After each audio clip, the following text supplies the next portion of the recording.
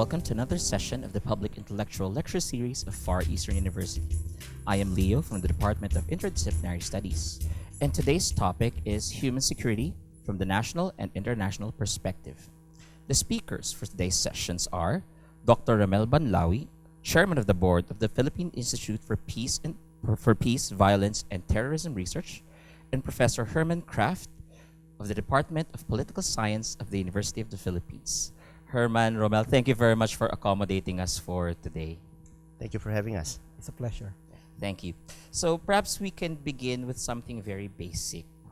What exactly is human security? So perhaps you can have a working definition of human security from the national and international or global perspective. And perhaps you, both of you can expound on why this is important both on the micro and macro level of Filipino society. Perhaps we can start with you, Herman. Well, human security came up as a concept actually that the 1994 UN Human Development Report came up with. It was a time when there were a lot of, shall we say, internal issues that were actually taking place. Around that time, you're talking about the massacres in Rwanda, the massacres in Srebrenica, for instance, in what was going on in Yugoslavia.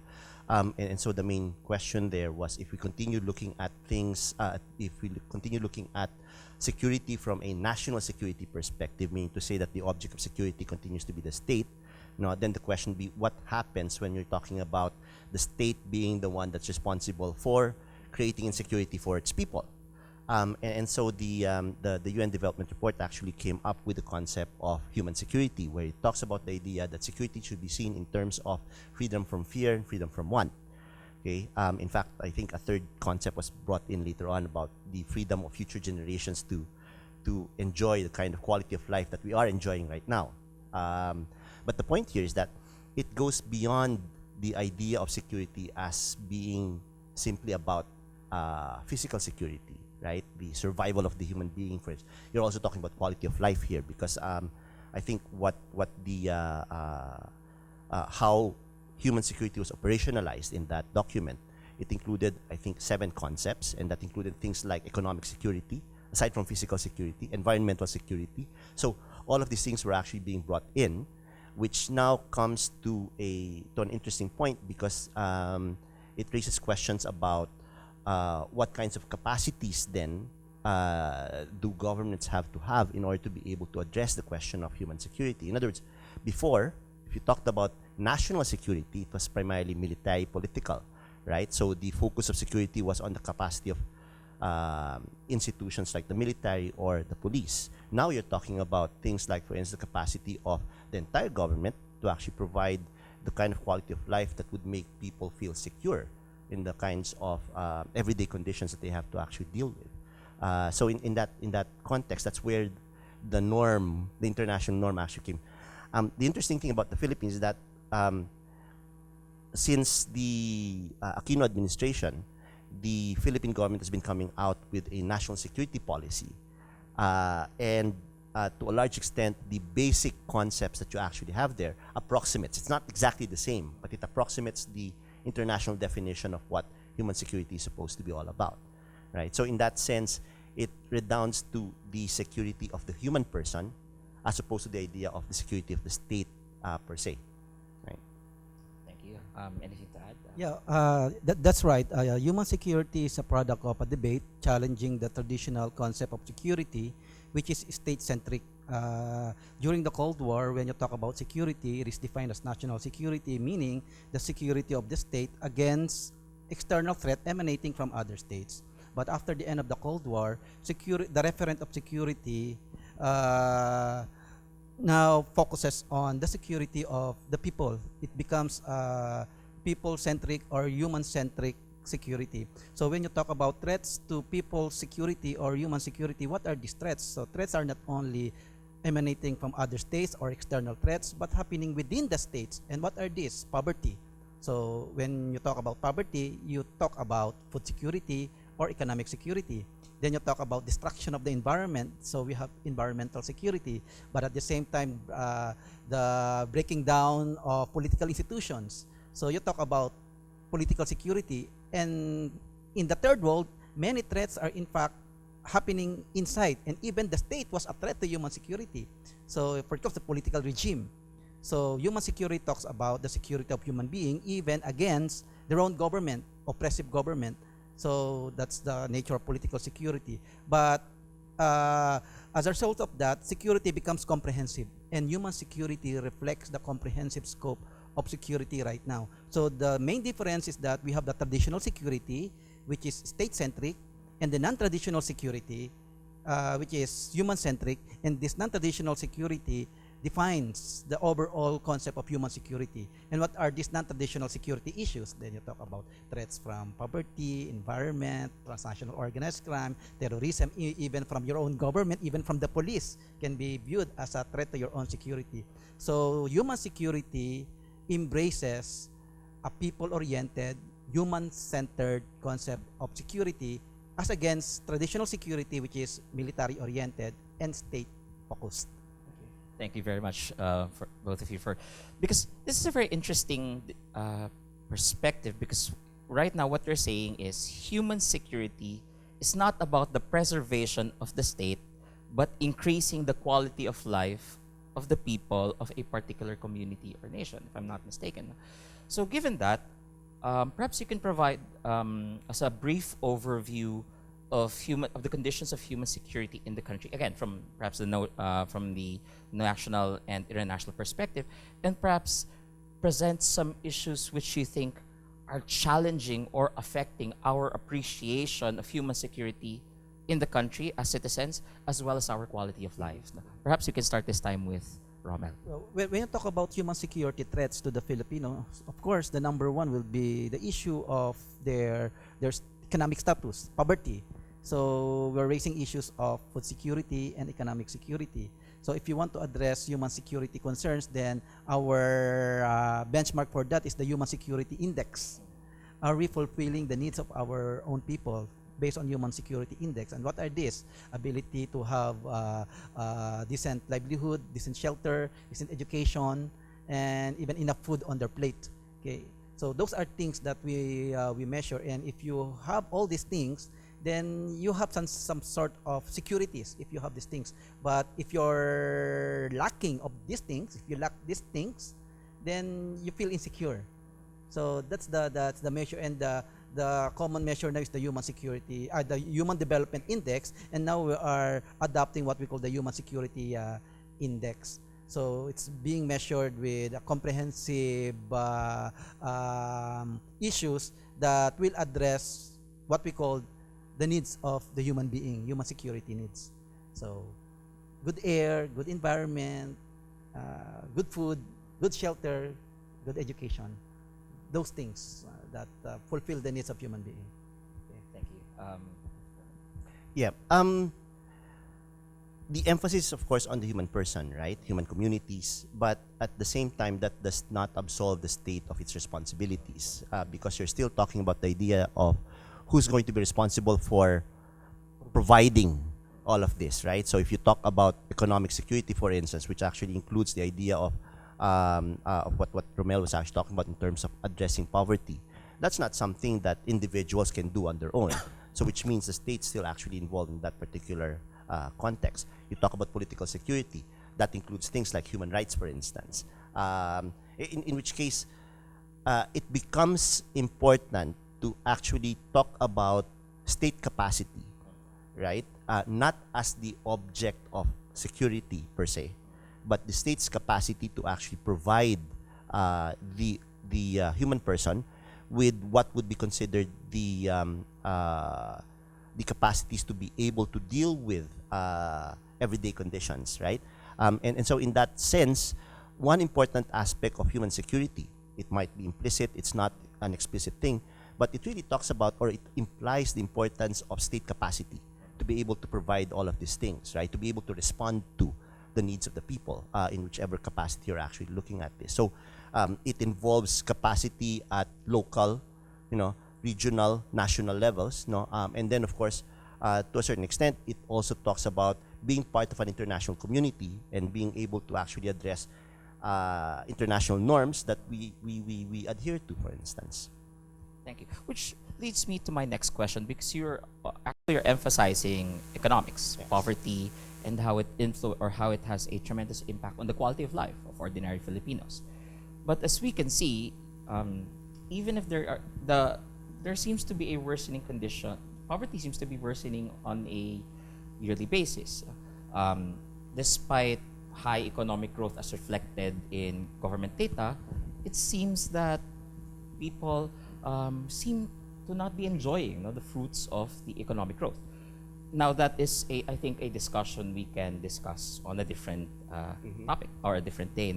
But I was thinking, since most of the issues of human security involve poverty, how does poverty impact, for example, very important, very critical issues faced by ordinary Filipinos, like the drug war, for example. No?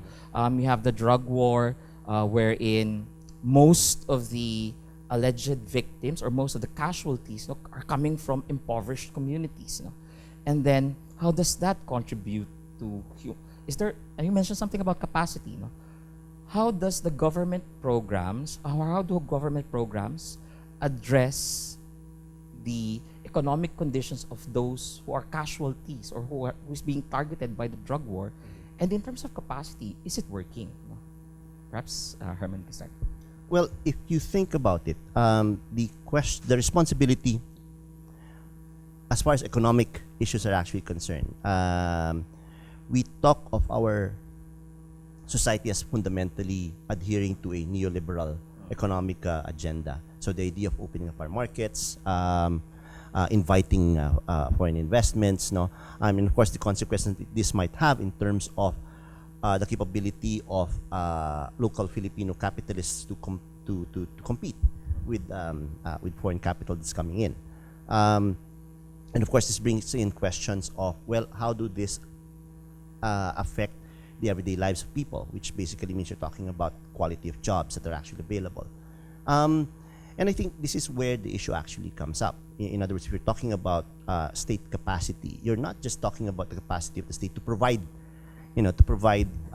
jobs, for instance, right? That's not what we're actually talking about. But you're talking about the capacity of the state to actually provide the environment within which Filipinos will actually be able to engage in everyday economic activities. Like, for instance, one of the things that's interesting about the Philippine economy is the extent to which it's been kept afloat by the remittances of Filipino overseas workers, for instance. Now the question is, why are they going overseas, right? And this is where the idea of whether or not there are jobs that can actually provide them with the kind of quality of life, kind of lifestyles that they feel they aspire to. And so in that context, it becomes a question of what is it that the state should actually be providing. Good education, for instance, right? For them to be able to compete, to be able to actually have the capacity to contribute to a growing economy, and not just an industrializing economy, but an economy that's going beyond what we talk about as an industrializing one, right?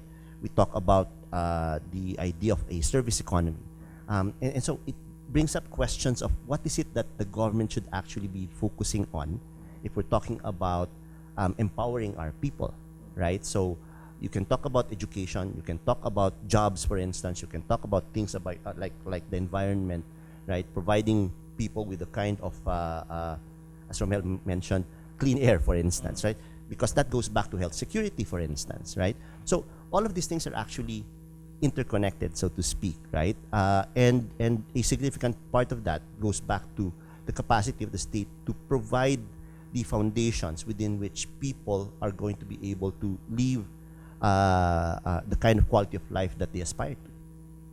Definitely. So it's obvious that the direction that human security should go towards is providing social services which are sustainable and can be enjoyed by the majority, in order so that poverty will not emerge, or we can address poverty. But obviously, if there's anything we can see in terms of even historical conditions of the Philippines, the lack of access to government, to social services, the lack of access to opportunity, it inevitably leads to conflict. Of course, we're in an urban area. We don't necessarily see it. Of course, in terms of poverty, we see it from the urban poor, and in fact, even from the drug war. But in terms of especially the regions, the underdeveloped areas, where conflict ensues, and the struggle involves not just participation or social participation in rallies or even in governance, but actual armed conflict.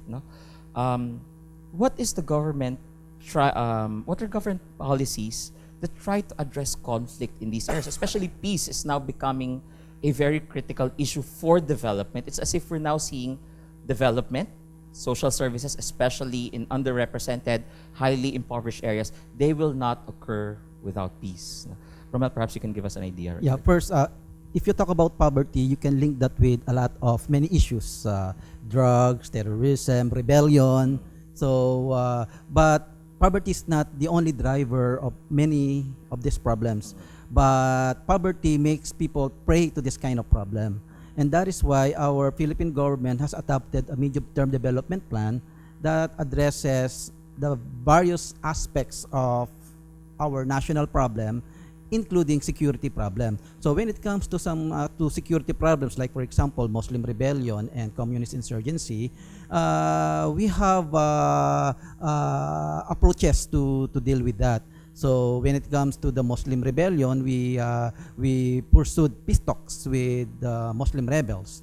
So we had a peace talks with the Moro National Liberation Front that was signed in 1996. Then we had this peace agreement with the Moro Islamic Liberation Front signed in 2014 until we have this Bangsamoro Organic Law that was signed into law last year and now being implemented with the plebiscite last January. Now we have the Bangsamoro Autonomous Region in Muslim Mindanao replacing the autonomous region in Muslim Mindanao. So that's it. But at the same time, we still have problem in Mindanao. We are still facing what I call two sources of armed conflicts in Mindanao. There's still continuing armed rebellion from the Muslim front emanating from pro-ISIS groups like the Bangsamoro Islamic Freedom Fighter, we have the Abu Sayyaf group, we have the Ansar Khalifa Philippines, and other lawless elements of the Moro Islamic Liberation Front, and even rogue factions of the Moro National Liberation Front. So we have that, but at the same time, we also have this problem with communist insurgency.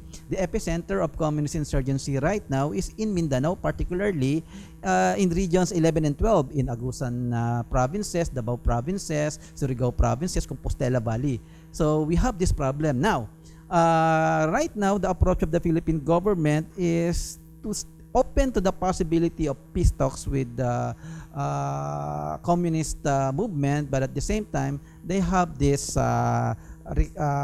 prerequisites for the resumption of peace talks. But meanwhile, while that is not happening, the Philippine government is now implementing what the armed forces of the Philippines would call focused military operations. So that's what the Philippine government is doing now. But at the same time, while doing a military approach, the Philippine government is also implementing non-military approach. Like, for example, political solution to the armed conflict in Mindanao, we have the Bangsamoro Organic Law. But at the same time, they are implementing economic measures to improve that. So we have the Mindanao Development Authority to take care of that issue. So officially, the Philippine government is implementing comprehensive approach. But we still need to see whether the outcome of the approach will really yield fruitful benefits to the people in need. So that's the problem. We're only talking about Mindanao, but we also have problem in Luzon and in Visayas. We all communist armed insurgencies all over the Philippines, Luzon, Visayas, and Mindanao. And even the threat of terrorism is also Luzon, Visayas, and Mindanao now.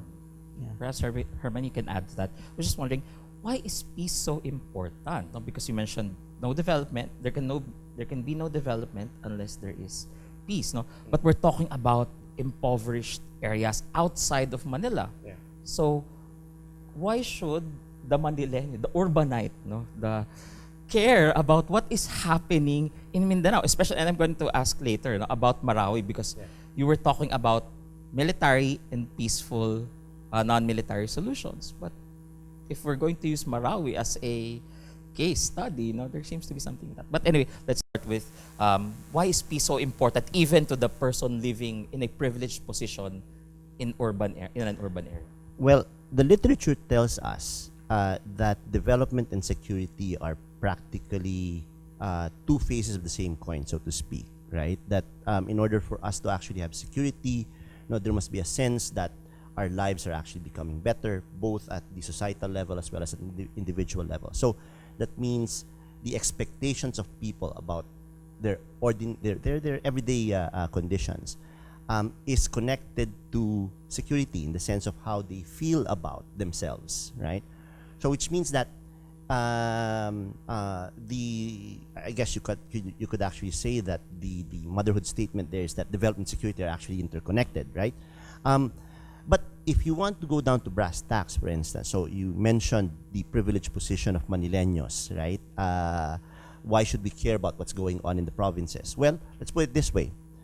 Many times, food scarcity brings up the prices of food, for instance. Where is that coming from? That's actually coming from supplies coming from outside of Metro Manila, right? So if you're talking about vegetables, for instance, coming from the Cordilleras, right? When things like typhoons come in and then they get cut off, right? So which means that you're not going to get vegetables actually going to Pangasinan that can be transported to Metro Manila. That means the price of food actually goes up, right? So it affects us in a very, very direct way if you're thinking of those kinds of things. Now, if you think about conflict, right? Mindanao is one of our biggest bread baskets if you're actually talking about the production of food, for instance. The main problem of Mindanao is that it's always seen as being besieged by conflict, right? There might be governments that might be interested in investing there, in order to actually help economic development there, but they're always stunted by the fact that, well, we're not sure about what the security situation is. Tourists from other countries are always prevented from going to Mindanao. Why? Well, because of the conflict that's going on there, right? They always get these kinds of advisories from their respective embassies, right? So, in other words, if you want economic conditions to actually improve in these areas outside of Metro Manila, the issue of peace and security becomes an important factor, and that, to a large extent, is eventually going to redound to the conditions that we have in Metro Manila, right? So it's important for Manileños or people in Metro Manila to care about what's going on outside, right? It's not just finding it difficult to go to the beautiful beaches of Bongao in Tawi-Tawi, for instance, right? So it's those kinds of things that we need to actually understand, that our security, is connected to the security of other people, outside of Metro Manila. That's a very good point. So basically the connection, the position there is we have to care because we are related or we are connected to them. Which brings me back, Rommel, to Marawi, because you mentioned something about military solutions to addressing armed conflict, especially in conflict areas like Mindanao. Now, Marawi, for a lot of people, is a very popular issue, because, of course, the fears of martial law. So we can see the military solution to what is happening in Marawi. But it's also the other side of the coin, which is reconstruction, because after the various military operations in Marawi, we can see, there is the armed solution of the state, But what about reconstruction? What about the lives of the people in Marawi? Because last time I heard, I think the government position was it will leave the reconstruction of Marawi to private enterprises. And what do you think about that? And how does that relate to addressing conflict in Marawi and later on to the greater area of Mindanao? Well, if you really want to improve the situation in Marawi, you really have to rebuild Marawi. But unfortunately, there are some issues regarding how to start the building. Like, for example, the concept of normalization. The people affected by the Marawi siege, they want the resumption of their normal life. unfortunately, the Philippine government and the people affected by the siege, they have different concept of normalization. For the affected families, particularly in the main battle area, now called the most affected areas, their concept of their normalization is to be able to go back to their original place and rebuild their home. But the Philippine government has a different concept of a normalization. It's a new normal, meaning they want to rebuild a new Marawi that is not the same with the old Marawi. A new Marawi will rise up.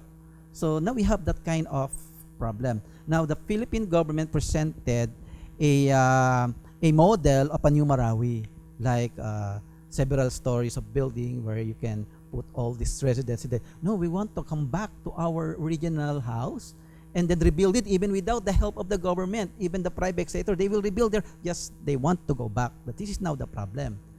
Most of them cannot go back. They don't have land titles to their area. They're informal settlers from the perspective of the state. And now, that is fueling frustration now. So they are telling them, you can go back, but not the old way. There will be a new normal in Marawi. And now that's now the debate. Now the excuse of the Philippine government now on why there is a delay in the building and reconstruction activities is that there are still a lot of unexploded ordnance and bombs in the area. They're still clearing it, okay? And they are now in the final phase of the clearing. Once that is cleared, then they can start the what they call the vertical and horizontal infrastructure development. But the problem is that the people is resisting the model being presented by the Philippine government because they insist to go back to their original homes, and even without the help of the government, they will rebuild their homes. Sabi nga, we don't need government help. Just allow us to go back there, and we will rebuild our houses. But you know, there's technicalities about where's your land title, technicalities about how can you rebuild your home, and then technicalities about it's still not safe to rebuild your home. So the delay in the normalization phase is causing a lot of frustrations now. And this frustration is in fact being taken advantage by threat groups to recruit armed rebels in the area. Now, I went there during the first year of Marawi and the second year of Marawi liberation. And during the first year of Marawi liberation and the second year, I see deterioration of the situation. And I see different 3 refugee camps there. And the tent city, then we have a middle city made of nipa hut and cemented refugee camps made of good houses but small, but with all the amenities like the Wi-Fi and even TV signals and electricity. But I think the most problematic area there is the tent city, where there is no electricity, no water, no supplies, and I think that's a fertile ground for recruitment. And this is the place where you can see the highest level of frustrations. Now, when President Duterte said that I will encourage the private sector to rebuild Marawi, it's fueling frustration among those who not have capacity to access the private sector. So what will happen to the ordinary people? And now armed groups are taking advantage of that situation to recruit from their ranks to continue the rebellion, and they're offering monetary reward for those who will join them in the rebellion in the name of another ideology propagated by the Islamic State. So that's now the situation in Marawi. So the Philippine government right now is saying that in order to prevent this thing to happen, then we have to implement martial law. And when it comes to martial law, it's a debate in the area. But those benefiting from martial law implementation, they like martial law. But those being affected by the military operations, they dislike martial law. But this is what I observe about the effect of martial law. The implementation of martial law in Mindanao tames the behavior of local politicians and warlords. Now, local politicians are exercising restraint in terms of using violence in the area because the military will say, if you don't behave, we will take over. Remember, this is martial law. We will take over the local government. So, those local politicians involved in RIDO right now, or meaning clan war, is no longer doing the RIDO via armed violence. RIDO is now in the social media. You know, they're quarreling over social media right now. But the use of violence is being tamed by martial law. But martial law cannot stay there forever. So that's the effect because if you want a normal situation in Mindanao, then eventually the civilians should take over the governance area there. So now, there is now contemplation on whether to extend a martial law again because the situation in the area is still difficult. There's still a threat from pro-ISIS elements there. There's still continuing entry of foreign terrorist fighters. The Bangsamoro Islamic Freedom Fighter is now what we call the new MILF. They're continuing the armed struggle there. And the Bangsamoro Islamic Freedom Fighter, particularly the one being led by Commander Toraipe, is now systematically recruiting affected families by the Marawi siege. So that's it. And another area to be watched is the performance of the Bangsamoro government. Right now, there is an MILF-led transition government.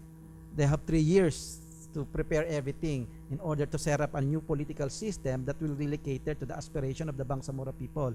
If they don't deliver in 3 years, that will fuel another frustration. So that's the challenge now of the Bangsamoro government right now. If they fail to deliver by 2022, then the local politicians and the local warlords can hijack the agenda of the Bangsamoro government by 2022 because there will be another election in 2022. So who will constitute the Bangsamoro government? If the old faces will form the Bangsamoro government, then we will face more of the same scenario in Mindanao. But if the Bangsamoro government will deliver and can make a difference between now and 2022, I think that can spell the difference. But still, the situation is very, very fluid. So right now, I consider the main challenge on the hand of the Bangsamoro government, they need to deliver. Because if they fail to deliver, armed rebellion will not stop in Mindanao.